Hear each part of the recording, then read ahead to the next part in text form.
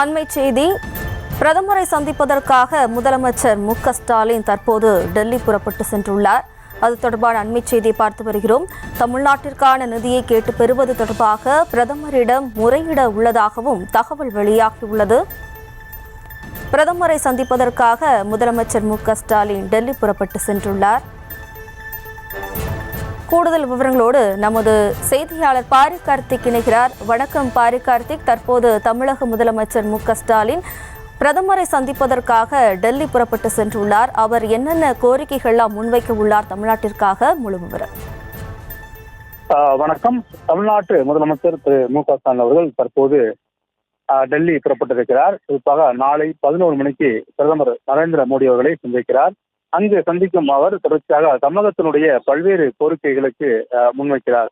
குறிப்பாக தமிழகத்துக்கு வர வேண்டிய கல்வி தொகையானது நிறுத்தி வைக்கப்பட்டிருக்கிறது. தேசிய கல்விக் கொள்கைகளை தமிழ்நாடு அரசு ஏற்கவில்லை என்ற காரணத்தின் அடிப்படையில் அந்த கல்விக்கு வர வேண்டிய தொகையானது நிறுத்தி வைக்கப்பட்டிருக்கிறது. அதே போல மெட்ரோ பணிகளும் தமிழகத்தை பொறுத்தவரைக்கும் ஆங்காங்கே பல்வேறு இடங்களில் நடைபெற்று வருகிறது. குறிப்பாக சென்னையில் நடைபெற்றும் 5ஆம் கட்ட மெட்ரோ பணி, அதே போல தமிழகத்தில் பல்வேறு இடங்களில் திருச்சி, மதுரை உள்ளிட்ட இடங்களில் கூட ஏற்கனவே தமிழக அரசால் அறிவிக்கப்பட்ட அந்த மெட்ரோ பணி தமிழக அரசும் மத்திய அரசும் இணைந்து இத்தகைய பணிகளை மேற்கொள்ளும். எனவே அந்த பணிக்கான தொகையும் தற்போது வரை தமிழ்நாடு அரசுக்கு வழங்கப்படவில்லை. எனவே அது தொடர்பாகவும் முதலமைச்சர் அவர்கள் சந்தித்து கோரிக்கை வைக்க இருக்கிறார்.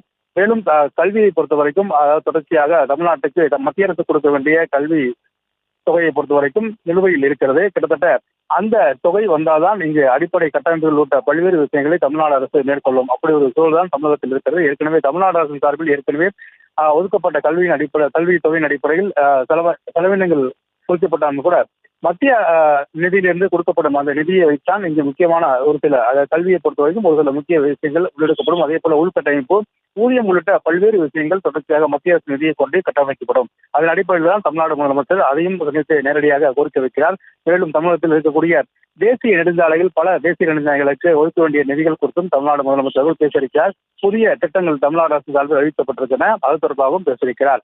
மேலும் அமெரிக்கா சென்று வந்திருக்கக்கூடிய முதலமைச்சர் அவர்கள் அங்கு பல்வேறு முதலீட்டு கம்பெனிகளை பேசியிருக்கிறார். அதன் மூலமாக தமிழகத்திற்கு நிறைய முதலீடு வருகிறது. அதற்கு மத்திய அரசுடைய அனுமதியும் தேவையிருக்கிறது.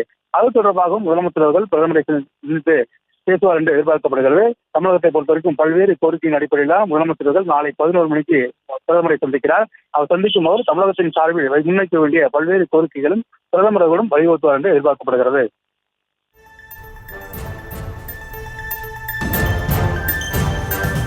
தமிழகத்திற்கான நிதி ஒதுக்கீடு பலவும் நிலுவையில் இருக்கும் சூழலில் தற்போது முதலமைச்சர் ஸ்டாலின் பிரதமரை நேரில் சந்திக்க உள்ளார். கூடுதல் விவரங்களுக்கு நன்றி பாரி கார்த்திக்.